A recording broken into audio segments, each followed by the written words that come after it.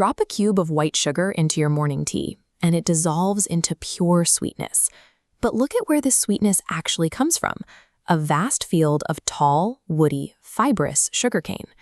Despite how sweet it tastes, if you crack open a raw green stalk, you won't find a single white crystal hiding inside. This diagram shows the actual volume breakdown of a single sugarcane stalk. As the graphic splits open, you can see the core issue. Roughly 70% of this plant's mass is simply water. The moment this waterlogged stalk is cut, a strict countdown begins. The sugar levels inside degrade rapidly, meaning farmers have only a few hours to transport their harvest to the mill. Extracting sugar requires a high-speed race against biology. The mill must deconstruct millions of pounds of wet plant matter immediately, forcing the sweetness out before the stalks have the chance to rot. To handle this rush, transport trucks dump thousands of tons of raw cane onto the factory's conveyor belts in a continuous, heavy flow. Before anything can be extracted, the stalks are forced through industrial washing systems that strip away mud, rocks, and stray leaves dragged in from the fields. The clean stalks I met with brute force. Heavy metal blades tear through the tough outer bark, reducing the cane into a wet, fibrous pulp. This shredded material passes through a series of massive metal rollers. They apply extreme mechanical pressure across multiple stages, squeezing the liquid out of the plant cells. This creates the factory's first major physical division. The crushing leaves us with a stream of dirty liquid in one direction and a mountain of crushed, dry plant fiber, called bagasse, in the other. Instead of throwing this dry fiber away, the factory feeds the bagasse directly into its own massive furnaces to generate electricity. By burning the structural skeleton of the sugarcane, the mill produces enough power to run the very machines tearing the next batch of stalks apart.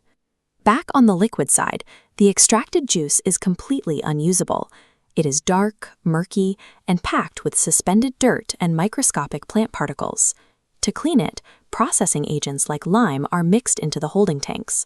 These chemicals bind to the solid impurities, causing them to clump together and separate from the liquid so they can be easily filtered out. Inside the evaporators, extreme heat boils off that 70% water content, leaving a dense syrup. In the vacuum pans, lowered pressure forces the sugar molecules to spontaneously form precise geometric crystals directly out of the liquid. Inside a centrifuge, it violently throws the heavy, dark liquid outward through a fine metal mesh, while the solid white crystals get trapped inside. Through a precise application of chemistry and thermodynamics, the invisible sweetness locked inside a green stalk has finally been forced into a solid form. This scale visualization highlights the reality of the final yield. Processing an entire 1-ton block of raw sugarcane strips away so much water and fiber that you are left with only about 100 to 120 kilograms of actual sugar. Whether that final yield is sold as white or brown sugar depends almost entirely on how much of the dark residual syrup is left coating the crystals during refining. The factory captures the leftover dark syrup, molasses, and ships it to the global ethanol and alcohol industries rather than letting it go to waste. Even the mud and dirt filtered out during the early purification stages are collected. This press mud is trucked right back out to the agricultural fields to fertilize the next crop. So the next time you stir sugar into your cup, you are looking at the output of a closed-loop industrial ecosystem. Agriculture, engineering, and chemistry are stacked together to ensure absolutely nothing goes to waste.